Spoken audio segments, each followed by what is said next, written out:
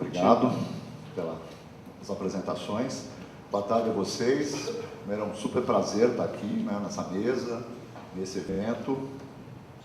Honrado de estar aqui ao lado do Walter, né, falando desse tema.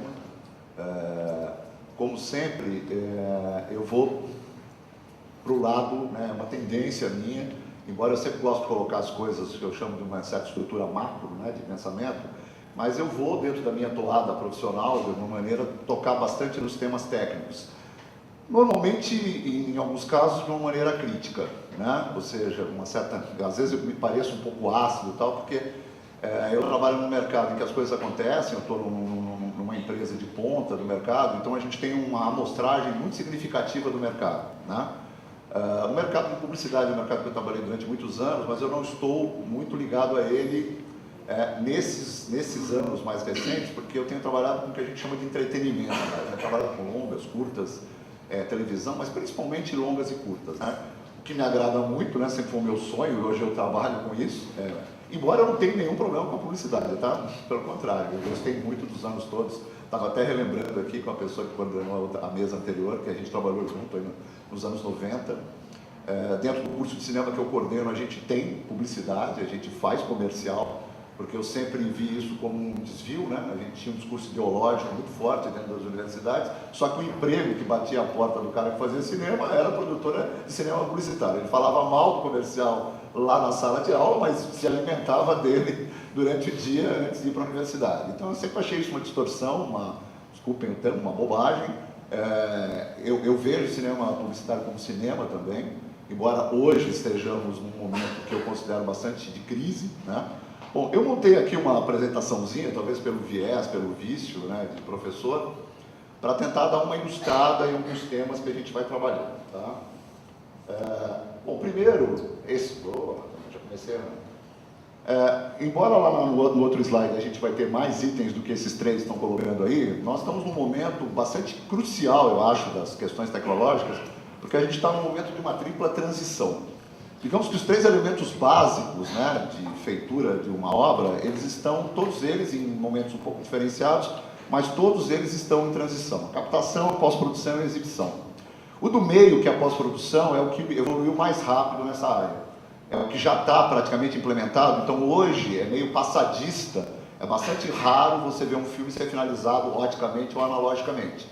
Um outro curta-metragem ainda a gente faz assim, e hoje fica, até mesmo os curtas que no passado eu dizia, puxa vida, é bacana, você fazer em 35, emendar negativo, porém, na hora que você vai telecinar esse curta, todo mundo já está acostumado com uma limpeza, com uma plasticidade, com uma coisa que não pula, né? Você vai telecinar, emenda pula, tem mil problemas hoje para você finalizar oticamente, e também os laboratórios estão descontinuando um pouco essa parte, então fica difícil, a gente cada vez mais não pega, longa-metragem já não pegamos mais para fazer oticamente.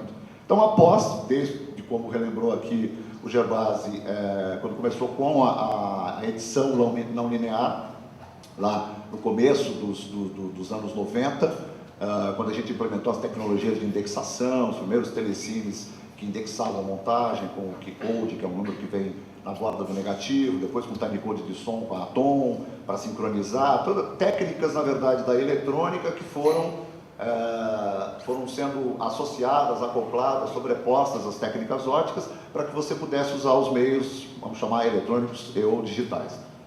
Então, a pós-produção, efeitos, trucagens, todo mundo está vendo isso, ela está absolutamente sedimentada no mercado e ela está dando passos renovados agora com a volta do 3D. Mas eu vou falar do 3D um pouco à frente, tá? A captação e a exibição, elas estão andando numa velocidade razoavelmente parecida. Por quê? A projeção digital ela tinha sofrido um atraso em função das crises internacionais e agora, com o advento do 3D, ela se acelerou de novo em função de uma demanda de produto. O que significa essa transição? Com toda a pressão, toda a concorrência das mídias, pirataria e tudo isso, os americanos, né, as majors, quem manda no cinema mundial, percebeu que teria que haver uma completa transformação no meio de exibição. Para que isso acontecesse, ele deveria ser muito superior ao que era e deveria continuar tendo um atrativo e ir para a sala de cinema. Forte atrativo, que é caro, é difícil, né? É complexo você se mover da sua casa, sair lá da moleza, da caminha, do DVD pirata, aquelas coisas todas, para ir no espetáculo. Então ele tinha que ser muito diferente. E aí optou-se, claro que o caminho já era a projeção digital, mas optou-se por estudar padrões de extrema sofisticação e que tivessem uma durabilidade de tempo significativa. Então eles se juntaram lá numa entidade que eles chamaram de DCI. Primeiro a SMPTE fez um órgão de pesquisa interno, lá um grupo de pesquisa interno, mas aí ficou muito dentro das normas técnicas e os estudos não queriam saber muito disso não, eles queriam saber do que eles achavam importante, fizeram a DCI, criaram uma norma que está estabelecida mundialmente. No cinema brasileiro, na exibição brasileira, essas salas nesse padrão só existem para projeção 3D, tá? Outra questão. Isso se acelerou, como eu disse, em função do cinema 3D, porque no cinema 2D, mesmo com a economia de marketing que os estúdios fariam, a troca das plataformas criou grande impasse. Quem é que vai pagar a conta dessas trocas? Tá? Vou falar melhor disso depois. E a captação, talvez aquilo que nos toque mais de perto, né? Mais digamos, na arte, né? Que é onde nasce a fotografia, onde nasce a estética, a imagem, o enquadramento, onde nasce, claro que ela nasce no roteiro, na concepção, mas tecnicamente onde ela passa a existir é quando ela é captada, quando ela existe como uma imagem técnica, fotográfica, né? Registrada. Ela também está num processo de transição bastante forte, né? E esse processo de transição bastante forte, ele está acontecendo de uma forma muito rápida, avassaladora e, na minha opinião, com alguns desvios de caráter, vamos chamar assim, né? O que significa essa transição? A gente sai de uma base analógica de captação em película e passa a bases digitais. Digitais / data, né? Então, ao invés da gente trabalhar só com a câmera digital, então aqui, captação, película digital, pós-produção digital, data, exibição. E cinema de cinema, tem uma diferença entre o eletrônico cinema e o digital cinema. Novas mídias, internet e o vídeo sob demanda, eu pus duas, mas isso tem uma variedade bastante grande. Dispositivos móveis, celular e tablet, né?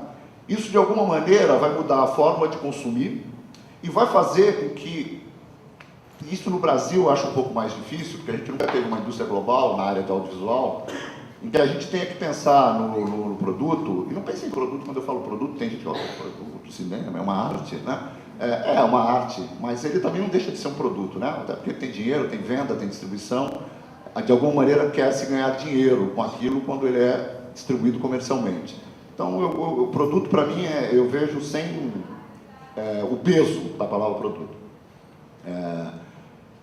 Acho que o produto, no caso de cinema brasileiro, ele está começando a aprender uma das raízes do cinema comercial que está centrada na sala de cinema, que é a geração de demanda, a geração de valor agregado. Quer dizer, o cinema, a sala, a grande sala, ainda é o maior gerador de valor agregado para que ele seja consumido no resto da cadeia em grande intensidade. Se você olhar os números hoje do quanto se paga num longa-metragem, você vai perceber que ele está beirando 80% do seu pagamento nas mídias eletrônicas. A tela está representando hoje perto de 20% somente. E esses 20% somente, se você considerar o mercado americano e canadense juntos, significam menos de 15% da rentabilidade do filme dentro daqueles 20%. E os Estados Unidos têm 40 mil salas de cinema. Pequeno detalhe, a gente tem perto de 2.300. Então já dá só com esse pequeno argumento numérico para entender que nós jamais conseguiremos fazer um cinema viável economicamente, considerando somente sala de cinema. De alguma maneira ele tem que ser valorizado no resto da cadeia, para que ele tenha uma venda. Tem um produto que está agora, né, acontecendo, é um grande fenômeno, que ele conseguiu pela primeira vez reverter profundamente os valores dessa cadeia, né, que é o Tropa de Elite. Não estou falando como produto, como filme, né, nem vi o 2, mas eu estou falando como uma estratégia renovada de exibição, uma estratégia renovada, está sendo distribuído pela própria produtora do diretor, e eu tive acesso a uma série de números e estratégias, e ele realmente conseguiu pela primeira vez na vida uma negociação realmente profissional e decente com a nossa rede majoritária. E isso possibilitou que ele tivesse essa ousadia na distribuição que ele está tendo, porque nenhum louco ia botar quase 600 cópias na rua, pagando do próprio bolso, se ele não tivesse segurança para isso. Então, esse pequeno lado do mercado que está ligado a como a gente vai trabalhar as outras mídias. Eu não me lembro, embora seja um historiador de origem, faltou aí no meu currículo que eu sou um historiador, eu não me lembro muito de datas, esse tipo de data assim recente, mas uma vez num festival em Fortaleza, eu fui quase linchado, literalmente. Era um palco bem alto, assim, daquele cine bonito que tem lá no centro, e aí quando eu propus o que eu vou falar agora, 3 pessoas vieram aqui na beira do palco e houve praticamente um processo de linchamento. Se eu não fosse tão bocudo como eu sou, eu talvez não tivesse enfrentado verbalmente e tivesse sido linchado. Quando eu propus que tinha que ser, o filme, né, a obra, teria que ser enquadrada para diversos formatos. Naquele momento, eu, pobrezinho, só estava falando em 1.8.5 e 1.33. Hoje, você tem que falar de N outras formas de enxergar a veiculação desse projeto, inclusive em termos de edição. Né? Eu estou estudando agora seriados de televisão, e especificamente num formato, e aí eu estudei assim uma temporada inteira. Aí eu comecei a perceber que a cada 2, 3 minutos tinha coisa muito forte acontecendo no roteiro, né? As viradas, os pontos de virada.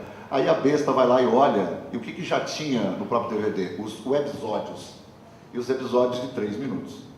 Então, na concepção do próprio roteiro, eu tinha arcos, subarcos e macroarcos, eu estava vendo na série. Tudo isso já estava pensado no nascedouro. Ao mesmo tempo, o próprio capítulo ficava muito interessante, né? Porque ele era dinâmico o tempo inteiro. E, na verdade, ele já estava fechando as historinhas que depois iam ser subdivididas.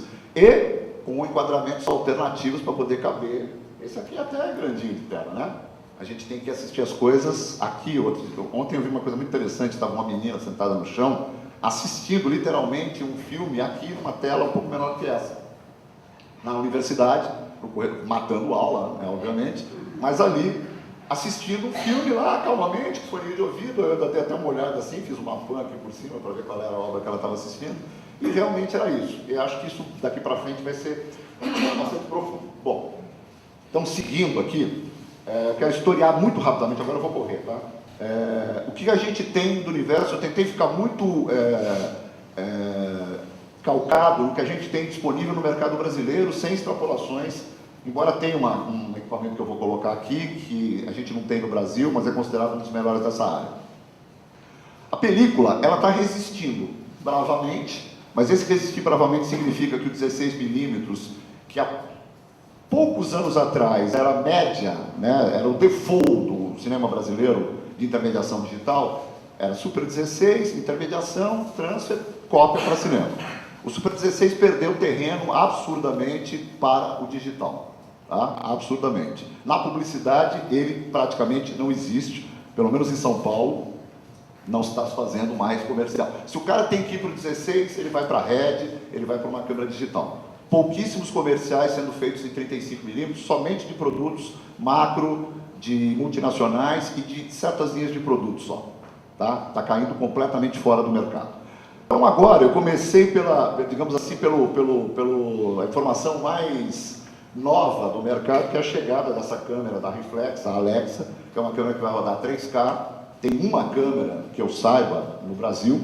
Eu conversei com o diretor, que é um diretor de longa-metragem de publicidade, ele rodou agora um material com ela, ficou satisfeitíssimo, ele não gostava de tudo que ele era obrigado a fazer com a Red, ele ficou satisfeitíssimo. Pela primeira vez, uma câmera de vídeo me convence.